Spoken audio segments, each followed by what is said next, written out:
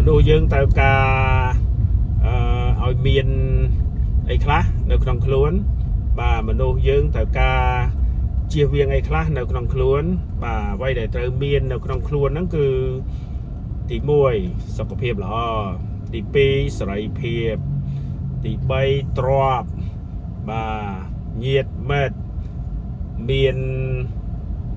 សេរីសួស្តីសុភមង្គលមានឯកជនភាពរបស់ខ្លួនមានភាពសប្បាយរីករាយមានអីដែលធ្វើឲ្យយើងរីកចម្រើនយើងត្រូវមានបាទហើយអ្វីដែលយើងគួរជៀសវាងកុំឲ្យមាននៅក្នុងខ្លួនហ្នឹងគឺតាក់ទងនឹងរឿងមិនល្អអបាយមុខគ្រឿងញៀនបាទលបែងបាទការប្រព្រឹត្តមិនគប្បីទៅលើកាយទៅលើវិជ្ជាចិត្តទៅលើគំនិតខួរក្បាលខ្លួនឯងហ្នឹងបាទអានឹងគួរជៀសវាងដូចជាការសែបគប់ទៅលើម្ហូបចំណីអាហារណាដែលប៉ះពាល់ដល់សុខភាពអស់ទាំងថវិកាហើយវានាំជំងឺឲ្យយើងទៀតអានឹងគួរជៀសវាងអញ្ចឹងណាបាទអញ្ចឹងយើងត្រូវមានការគិតគូរពិចារណាបែបហ្នឹងអ្វីដែលត្រូវមានយើងយកមកបាទសុខភាពល្អហាត់ប្រាណទ្រព្យសម្បត្តិការងារអ្វីដែលធ្វើឲ្យចម្រើនយើងទាញចូលមកសេរីសួស្តីសម្ដីពីរោះមុខញញឹមបាទស្រស់ស្រាយសប្បាយចិត្តបាទគេងឲ្យបានគ្រប់គ្រាន់អាហ្នឹងត្រូវមានណាបាទហើយត្រូវធ្វើឲ្យល្អប្រសើរហើយអ្វីដែលជៀសវាងហ្នឹងគឺរឿងអាក្រក់កុំយកចូលខ្លួនបាទដូចជាបាទរឿងអាក្រក់មិនពិបាកគិតទេបាទហើយរឿងល្អពេលខ្លះយើងពិបាករកវិញបាទអញ្ចឹងណារឿងអាក្រក់មិនពិបាកគិតទេហើយក៏មិនពិបាកធ្វើដែរធ្វើមួយផ្លែតបាទអាក្រក់បាត់បាទហើយរឿងល្អមិនចេះធ្វើទេសំយូរបាទរឿងល្អមិនសូវជារនឹកឃើញប្រហែលទេបាទបែរជារកឃើញតែរឿងមិនល្អបាទអញ្ចឹងណាដូចជាថាអូផឹកប្រចាំថ្ងៃបាទធ្វើនេះធ្វើនោះដែលប៉ះពាល់ដល់ខ្លួនឯងដល់អ្នកដទៃអីហ្នឹងបាទចង្កាយើងនឹកឃើញបាទអញ្ចឹងយើងគិតឡើងវិញគិតខ្លួនឯងឡើងវិញពិចារណាខ្លួនឯងឡើងវិញពាក់កណ្ដាលយុគហើយតើយើងនៅសល់ធនធានអីខ្លះ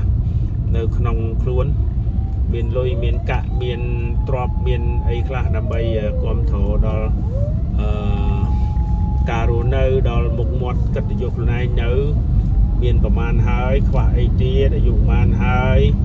បាទឈឺអីខ្លះជាអីខ្លះបាទត្រូវមើលទាំងអស់ហើយត្រូវគិតអ្វីដែលនៅសល់អ្វីដែលត្រូវធ្វើពេលវេលាខាងមុខបាទគិតពេលវេលាដែលនៅសល់ខាងមុខត្រូវធ្វើអីព្រោះកន្លងផុតទៅវាជាមេរៀនវាជាបទពិសោធន៍វាជាអតីតកាលសម័យអីចឹងណាបាទដែលកំពុងតែវារត់ថយក្រោយទៅវិញទេវារត់ថយក្រោយហើយពេលខ្លះវាតាមយើងទៀតបាទសម័យហ្នឹងណាបើយើងមិនចេះដោះស្រាយអីវាអាចនឹងមានបញ្ហាអញ្ចឹងយើងគិតពីបច្ចុប្បន្នឲ្យច្រើនជាងដើម្បីមានថ្ងៃស្អែកយើងត្រូវគិតបច្ចុប្បន្នសិនដើម្បីឲ្យថ្ងៃស្អែករីកចម្រើនបច្ចុប្បន្នគឺជារឿងសំខាន់ស្អែកយើងអត់ដឹងថាមានរឿងអីកើតឡើងទេប៉ុន្តែយើងកុំប្រេកព្រួលយើងត្រូវតែមានវិធានការមានផែនការសម្រាប់ថ្ងៃស្អែកបាទអញ្ចឹងជីវិតយើងមានតម្លៃថ្លៃកន្លងអញ្ចឹងហើយបាទយើងត្រូវរក្សាអ្វីដែលមាន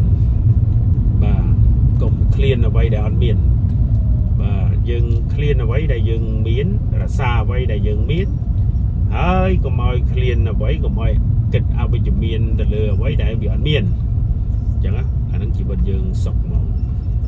អានឹងគេថាមានការគិតមានការពិចារណា